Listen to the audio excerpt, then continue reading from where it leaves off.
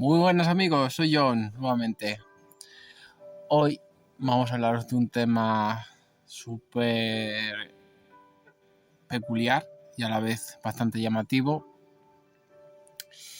Y me gustaría daros mi visión particular sobre las guerras, en la cual sabemos que a lo largo de la historia de la humanidad han habido guerras a través de los imperios, a través de los sucesos históricos en la época moderna, en la época de la Ilustración, en las guerras mundiales, desde el Imperio Romano, incluso en tiempos de conquista, conjunto a las colonias. Y bueno, en el siglo XXI sabemos que en las guerras pueden haber una o dos naciones, o pueden ser guerras locales. Y las guerras como tal es cuando pueden ser dos naciones o dos grupos o que no tienen una visión clara de un tema, y pueden ser a nivel global, pueden ser que quieran unos recursos naturales, o porque de alguna manera alguna gran potencia desee generar cambios sociales y les interesa de alguna manera, aunque suene un poco duro o fuerte, de limpiar poblaciones. En las guerras en el siglo XXI pues ahora son mucho más complejas, porque las guerras pueden ser con bombas o sin bombas. Pueden ser con armas de fuego, pueden ser con misiles, pueden ser guerras psicológicas. Todas son formas de guerras que utilizan la propaganda para de alguna manera en un bombardeo de información que puede ser caótica o puede generar confusión en el enemigo y de alguna manera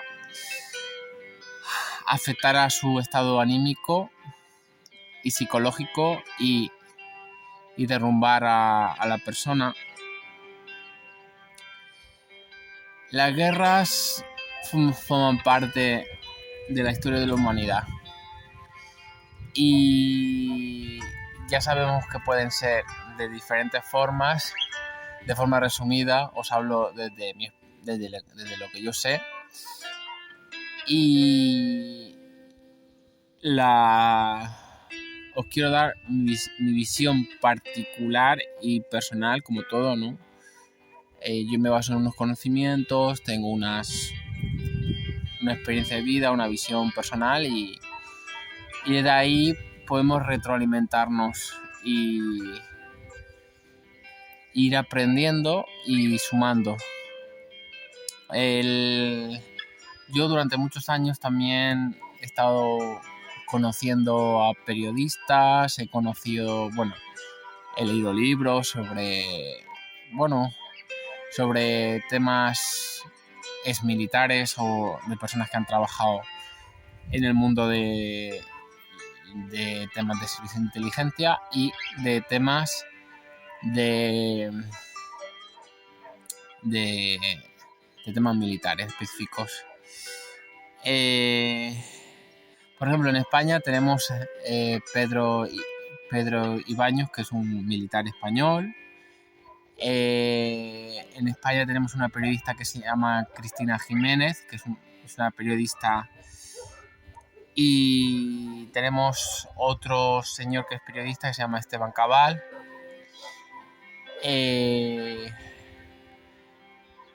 Y hay otro hombre, si no recuerdo mal, se llama Daniel Stulin, trabajó para los servicios de inteligencia rusos Y bueno, y estas 4 personas han escrito unos libros específicos sobre, por ejemplo, el dominio mental, el Club Bilderberg, el Instituto Tavistock. Han escrito libros sobre quién domina el mundo y bueno, hablan mucho de que el mundo hay grupos de poder, ya lo sabemos. Esos grupos de poder están interrelacionados con el mundo de la banca, con el mundo militar, con el estado profundo y bueno, son grupos de poder que a lo largo de la historia han influido en los estados, han influido en hechos, en acontecimientos históricos. Y, por ejemplo, recuerdo un libro del capitalismo que leí, que es antiguo, que, por ejemplo, decía que había banqueros, que son muy antiguos, estadounidenses, que financiaban los dos bandos de las guerras. Y lo que pasaba es que entre naciones los ciudadanos se mataban o los grupos étnicos específicos. ¿Y quién ganaba dinero? El que ponía dinero para esa guerra. Mientras desde la Ilustración, desde la época de la Ilustración y después de la Revolución Francesa, ya sabemos que en la historia, antes de la Ilustración y la Revolución Francesa, dominaban las monarquías en Europa y tenían mucho poder y fuerza, pero después de la Revolución Francesa hubo un cambio de poder, de régimen, y hubo un desplazamiento del poder y de alguna manera las élites de la banca fueron teniendo más poder a nivel del desarrollo industrial y del desarrollo del desarrollo moderno que tenemos actualmente. De alguna manera, más de 20 banqueros se relacionan con mucho del desarrollo que tenemos hoy en día y bueno, también se les ha asociado que financiaron temas de las guerras mundiales, financiaron los nazis, financiaron... Y no quiero hablar de nombres, pero simplemente lo digo desde grupos de poder. Y esos grupos de poder tuvieron de alguna manera influencia. Quiero hablaros sobre una mujer que se llama Naomi Klein, que escribió un libro, La doctrina del shock. La doctrina del shock habla sobre que en Sudamérica la Escuela de Chicago en los Estados Unidos financió temas de militares, unas operaciones psicológicas y geoestratégicas que generaron unos derrumbes de los estados y de alguna manera influyeron en el desarrollo de las dictaduras de Sudamérica. Por ejemplo, me gustaría hablaros de otros documentos y libros. Por ejemplo, uno de ellos es Armas silenciosas para guerras tranquilas y otro de ellos es el libro de los protocolos de los sabios de Sion. Y bueno, y este documento y ese libro, los protocolos de los sabios de Sion, algunos hablan de que es como una obra de teatro, pero otros hablan de que son reales, son como unos protocolos de como que hay una élite global, que esa élite global son como los dueños y señores del mundo y tienen que generar como unos pasos para dominar a las poblaciones del mundo y que nosotros las poblaciones que nos entramos dentro de su grupo seríamos como el ganado que tiene que ser adiestrado y de alguna manera que ellos son o forman parte de forman parte del grupo de la élite que debe sobrevivir y nosotros, pues, de alguna manera, si no, irnos al otro mundo. Y las armas silenciosas para guerras tranquilas se supone que fue un documento militar que se puso en una fotocopiadora de los Estados Unidos y lo encontraron, y ahí es como que explicaba que, por ejemplo, ponía unos como unos pasos que supuestamente escribieron un grupo de poder. La calidad de las clases bajas debe ser la más inferior, que no supera a la calidad de las clases superiores. Hay que dominar a la población con la industria y el comercio. Hablaba también sobre que en los años 70, en el desarrollo industrial, la élite veía un peligro para su bienestar, y entonces, como que de alguna manera, la educación la deberían de alguna manera hacerla la más pobre, o la más de la forma en la cual las clases inferiores, que seríamos nosotros, no entendiéramos a los poderes que hay ahí arriba.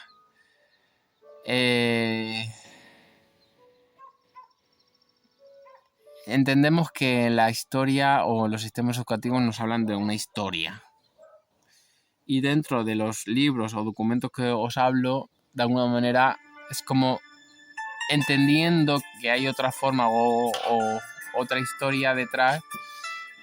Y luego también, bueno, os hablo de un señor que se llama Félix Rodrigo Mora, que habla mucho de las comunidades que hubieron en la península ibérica, y cómo con el desarrollo de los estados fue influyendo a las comunidades que hubieron en la Alta Edad Media, que fueron comunidades que se basaban en los principios del cristianismo primigenios, donde no había iglesia, y donde su forma de vida era muy cooperativa y tenían sus propias leyes y sus propios derechos a niveles individuales y colectivos, y sus propias democracias locales.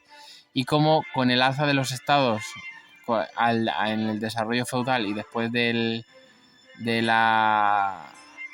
los Reyes Católicos, y ya con la Ilustración, y bien entrado en las revoluciones industriales 18 y 19, de alguna manera las monarquías influyeron para romper esas comunidades de la península ibérica y romper las formas de vida comunitario-cooperativas que hubieron durante siglos, y por temas militares, y claro, y por así decirlo, nuestros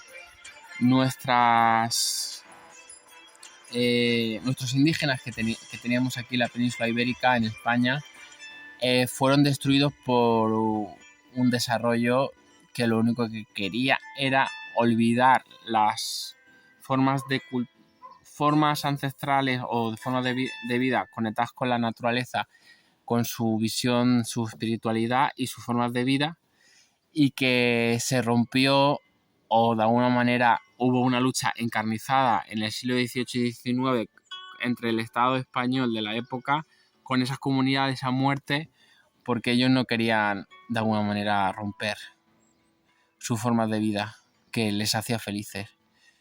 Por ejemplo, hay otro autor que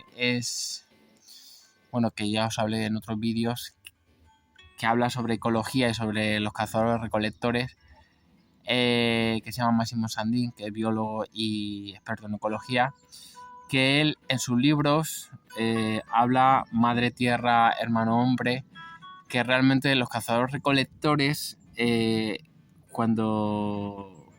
alguna manera, cuando empezaron a haber tribus y pequeños grupos, ellos de alguna manera estaban más conectados con la naturaleza y sabían o tenían esa sensibilidad para interrelacionarse con ella, y respetaban a la naturaleza, como dicen en Sudamérica, la Pachamama, y entendían esos equilibrios que tenían entre los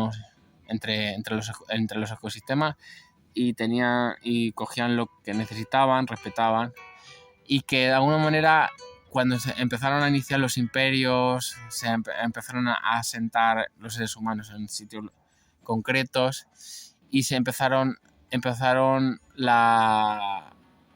el control y el querer dominar al otro y el puro egoísmo exacerbado. Y de alguna manera, con todos estos autores que os estoy hablando, que unos pueden hablar que el origen del mal está en los estados, otros hablan de que hay grupos de poder y que han influido a lo largo de la historia. Las guerras han causado mucho dolor, eso lo sabemos, y por otro lado han causado muchas pérdidas humanas y han causado que perdamos o entendamos la historia de otra manera, o otra forma de vernos a los seres humanos con nosotros mismos, en lo individual, en lo colectivo y con la naturaleza. Y veo que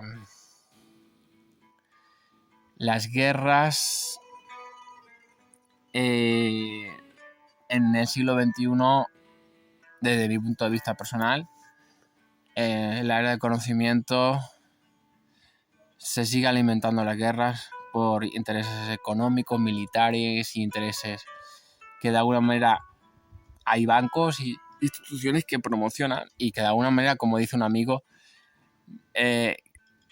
imagínate que hay una guerra y no va nadie. Pues yo lo secundo. Si no fomentamos las guerras, no yendo a ningún bando, no habría guerras. Ni alimentándonos, porque la psicología de masas es una forma a nivel de nuestra mente de generarnos estados psicológicos alterados de supervivencia y atacar a nuestra psique, a nuestras emociones, generarnos miedo, estados crónicos de ansiedad y estar en estados de miedo, de ignorancia, de hambre, y de alguna manera atacar nuestra psique.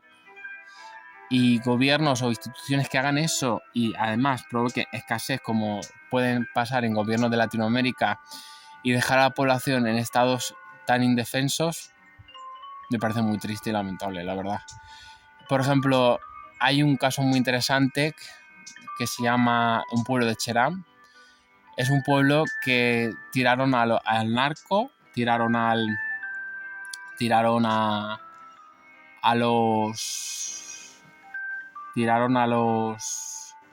los políticos y tiraron a la corrupción que había, y formaron sus formas de gobiernos comunales que eran como sus gobiernos antiguos, es decir, es como ellos se gobernaban como sus antepasados, sus democracias locales, y ellos es un pueblo, Cherán, del estado de Michoacán, de 18.000 personas. ¿Y qué pasó? Que ganaron. Como dicen, la unión hace la fuerza. Y cooperaron. Tienen como 80 fogatas donde ellos quedan, se reúnen, tienen su gobierno local, ellos votan, hombres y mujeres.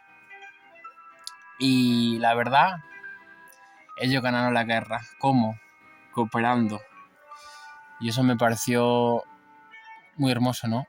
A veces el ser humano parece que en la mayor degradación puede decir, vamos a mejorar, vamos a despertar y vamos a generar unión, o simplemente nos matamos y nos destruimos.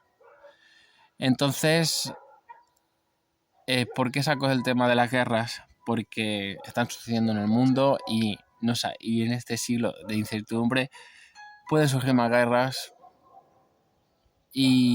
o conflictos o cosas. Y esto lo hago como una visión o una toma de conciencia social de que busquemos